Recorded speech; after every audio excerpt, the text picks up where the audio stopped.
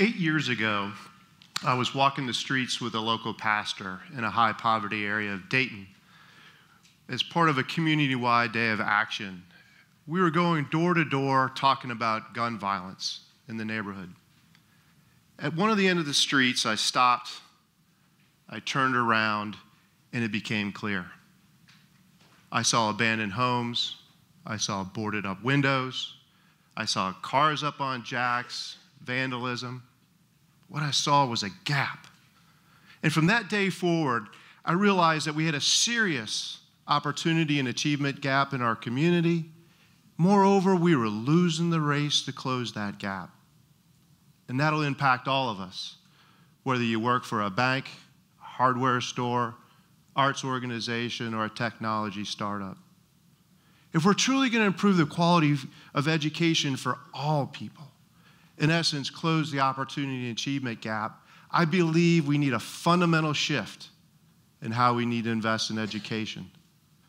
We need to invest early to ensure we're protecting and growing our intellectual and academic capital.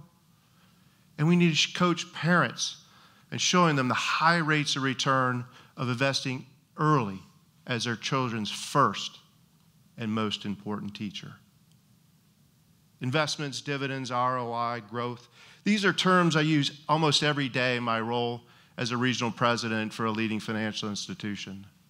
They help determine which loans are made, what stocks and bonds are purchased, and what products and services we offer to our customers. In essence, we help solve a problem or fulfill a need.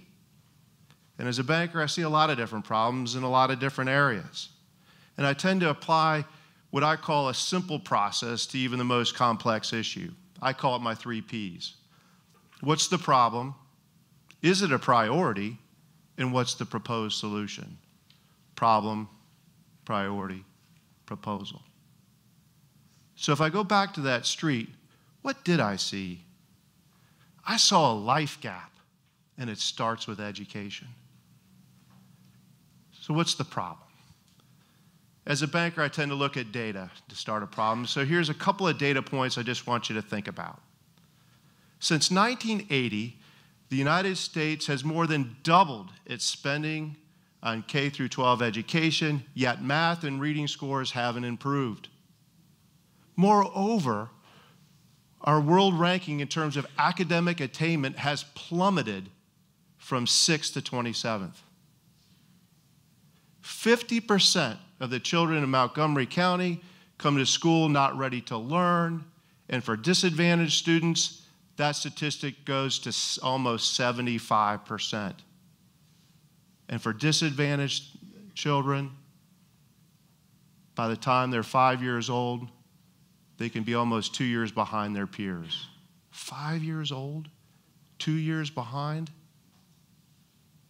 The problem. We have not invested early enough in high-quality early childhood education. We aren't generating positive rates of return, and we aren't being paid dividends. You see, good investments are made early in the right sectors and over the long term. By simply limiting our investment to just K through 12 education, we aren't investing early enough.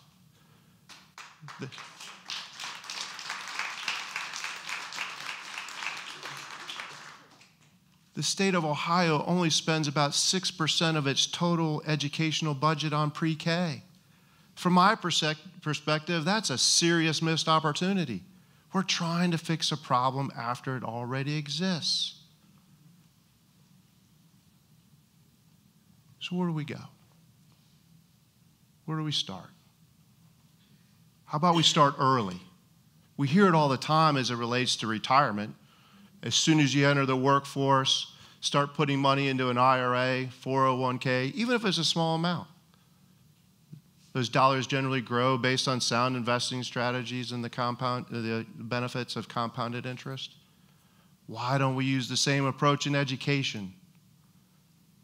So how early? There's a rapid growing body of research that shows that there's extraordinary brain development that happens from 0 to age 5.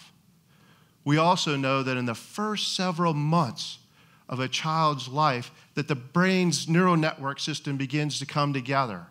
These connections, or synapses they're called, expand like crazy if they are stimulated and triggered. But these connections can only happen if they are influenced through a positive, nurturing environment. You see, what really matters isn't just sending a child a year or two early to school, but to truly improving the quality of the early learning environment from day one. The early years are the most important for building the cognitive and social emotional skills. The root cause of our poor K-12 performance is we have neglected the first critical link in the human capital chain. If we invest properly in changing the environment that a child experiences from birth, we can begin to build not only the academic but the social emotional skills of tomorrow's workforce. The problem: our current investment strategy in education isn't early enough, we aren't generating positive rates of return, and we aren't being paid the dividends our community needs. But is it a priority?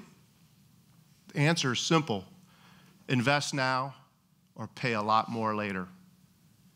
The estimated cost for a high school dropout is approximately $300,000 over their lifetime. You may think that number sounds high. Here's another data point. High school dropouts account for 75% of all crimes. 75%. Does that number still sound high?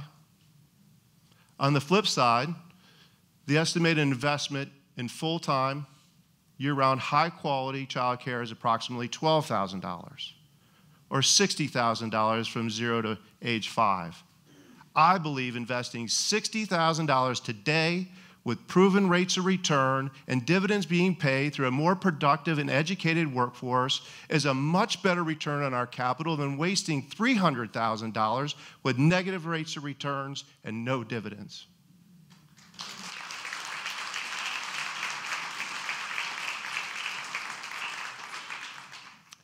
I talk to business owners almost every day. You know what their number one issue is? People. You're right, people. They simply are limited in growing their organizations because they can't find people to fill positions at all levels in their organization. They tell me the number one reason why is they don't have the technical nor the social emotional skills to do the work. So where do we go? I believe that it's a priority. We have to move forward. So what's the proposal? We have to invest early in providing high-quality child care for more families, for all families, and we need to create greater access. Here's where the business community can play a role. We can start getting with our local elected officials around policy changes and making changes as part of their social and educational and economic agenda.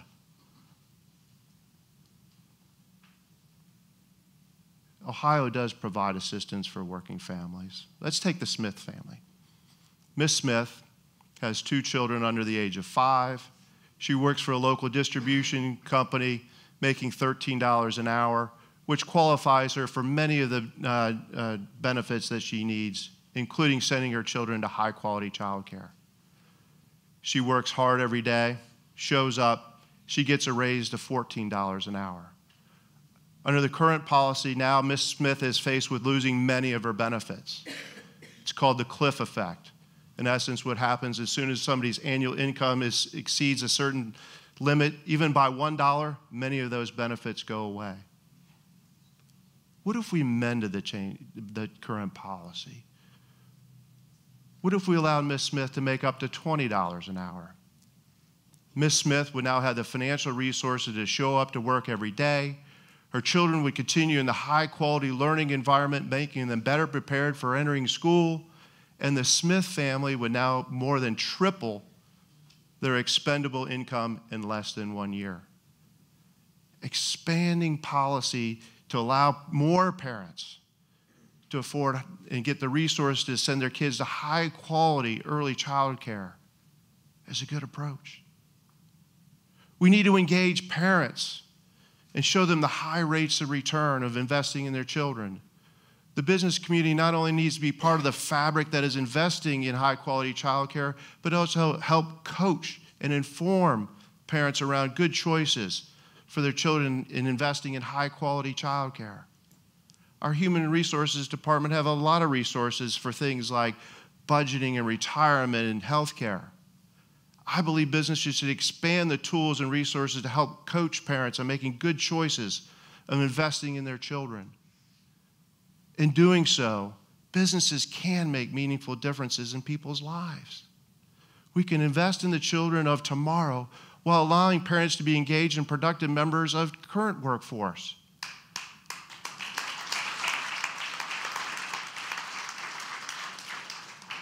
And when we do that, we build human capital 2 generations at a time.